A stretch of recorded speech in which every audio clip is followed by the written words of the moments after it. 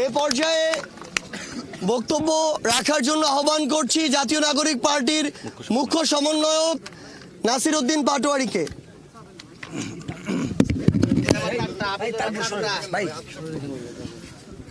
আসসালামু আলাইকুম প্রিয় সাংবাদিকবৃন্দ এবং দেশবাসী, আজকে আমরা একটি ঐতিহাসিক পরিস্থিতি এখানে একত্রিত হয়েছি। আমরা শহীদদের এখানে স্মৃতিসৌধে পুষ্প অর্পণ করেছি এবং আমরা কবর জিয়ারতের মধ্যে যাব।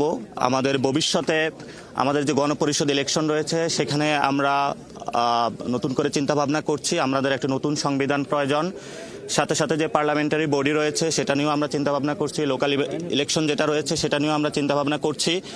এবং আমাদের যে একটি স্লোগান দেওয়া হয়েছিল ইনকিলাব জিন্দাবাদ, সেটা নিয়ে অনেকের মুখে কথা শোনা যাচ্ছে।